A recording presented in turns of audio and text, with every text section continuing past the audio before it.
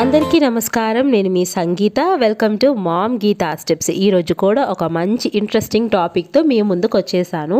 ఈరోజు మనం ఏం చూడబోతున్నామంటే గర్భిణీ స్త్రీలు అసలు ఏం తినాలి, ఏం తినకూడదు, అపోహలు ఏంటి, వాస్తవాలు ఏంటి, అసలు గర్భవతులు ఎలా తినాలి, ఎలా తింటే మీ బేబీకి హెల్ప్ అవుతుందో వివరంగా ఈరోజు మనం తెలుసుకుందాం. అంతకంటే ముందు ఒకవేళ మీరు కనుక మన ఛానల్ మొదటిసారి చూస్తున్నట్లయితే తప్పకుండా మామ్ గీతా స్టెప్స్ని సబ్స్క్రైబ్ చేసుకోండి. సో ఇంకెందుకు ఆలస్యం, లెట్స్ స్టార్ట్ అవర్ వీడియో.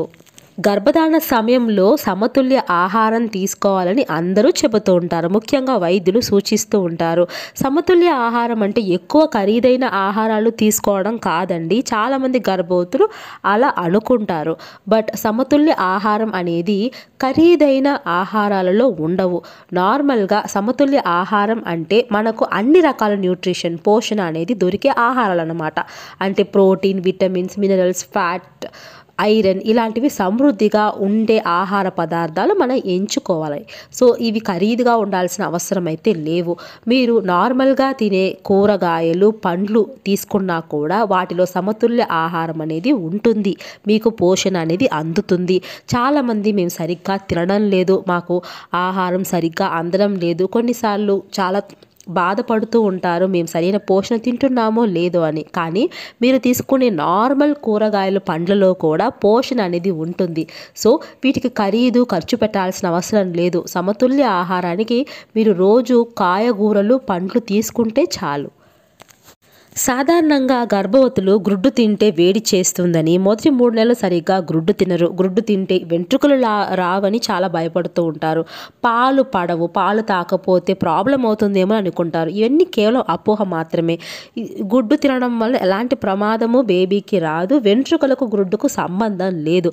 గుడ్డు మంచి పోషకాహారం. ఇది తప్పకుండా ప్రతి ఒక్క గర్భవతి ప్రతిరోజు తీసుకోవాల్సిన, తక్కువ ఖర్చులో మనకు అందుబాటులో ఉండే ఆహారం అండి.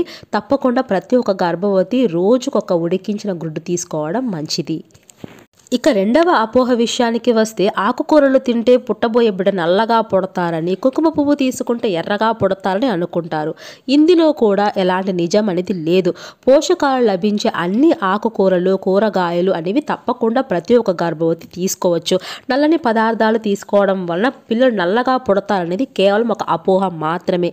ఎందుకంటే చిన్నారి యొక్క రంగు అనేది తల్లిదండ్రుల యొక్క జీన్స్ ద్వారా వస్తుందండి. మనం తినే ఆహారం మీద వాటి యొక్క రంగుకు సంబంధమే లేదు.